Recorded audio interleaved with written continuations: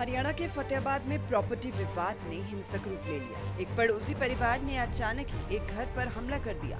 पूरी घटना सीसीटीवी में रिकॉर्ड हो गई, जिसमें देखा जा सकता है कि 12 से ज्यादा लोग लाठी डंडों और ईंटों के साथ घर पर टूट पड़े और जमकर मारपीट की गई। सुनिए पीड़िता की आप बीती।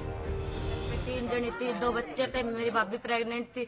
उनको लड़कों ने बाहर घसीट के मारा। मेरी मम्मी है, उनको अटैक पहले भी आया हुआ है, उनको भी मारा। मेरे जोर जोर से होक्की मारी पैर पे जब मैंने मेरी मम्मी को छुटाने की कोशिश की।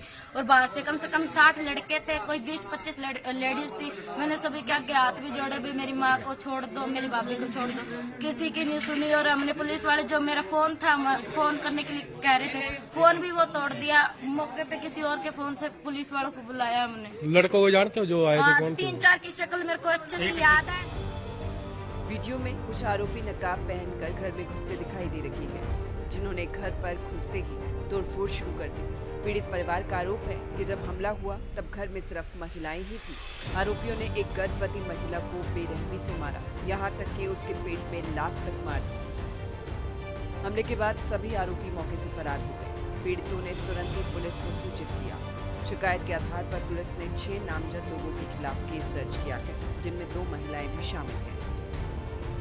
कॉलोनी में रहते हैं। मेरे पापा और मेरे भाई वो काम पे गए थे। छोटा भाई मेरा बाहर काम करता है। मेरी मम्मी, मेरी भाभी जो प्रेग्नेंट है, और मैं, मेरे 2 भतीजा भतीजी, एक 5 साल का और एक 3 साल का। हम घर पे थे। अभी तक हमने खाना खाने वाले थे। इतने में कम से कम 40 आदमी लड़के थे और उनके साथ 20 लेडीज थी। और एक विनोद गढ़वाला है जो कि बोडिया का है, उनके ये, और ये जो सुभाष जाट है हमारे घर के सामने रहता है, ये इन्हों के बुलाए हुए गुंडे थे। इन्होंने हमें घर पे आके मारा। मेरी मम्मी के मारे, सिर पे मारी है, ईंट मारी है। मेरी भाभी जो प्रेग्नेंट है, उनकी ईंटें मारी है, डंडे मारे हैं और उनके सिर पे मारे। उनको बाहर घसीट के ले गए ईंटों के ऊपर से।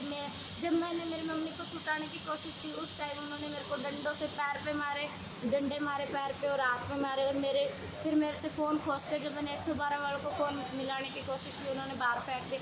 फिर मैंने वहाँ से जो भतीजा भतीजी को लेके मैं बाहर गई। वहाँ से मैंने लोगों से फ़ोन मांगा, मेरे को किसी ने फ़ोन नहीं दिया। मैंने किसी के हाथ से फ़ोन खोस के मैंने मेरे पापा और मैंने पुलिस वालों के पास फ़ोन किया। मौके पे 10-15 मिनट बाद 112 वाले आए और एम्बुलेंस आई। उसके बाद मेरी मम्मी और को हॉस्पिटल इस टाइम में। फिलहाल शिकायत के आधार पर 5 से 6 अन्य आरोपियों की पहचान की जा रही है। पुलिस सीसीटीवी फुटेज की मदद से जांच करने में जुटी है। इस बीच पीड़ित परिवार को न्याय दिलाने की मांग भी खड़ी हो रही है। ब्यूरो रिपोर्ट, सूर्य समाचार।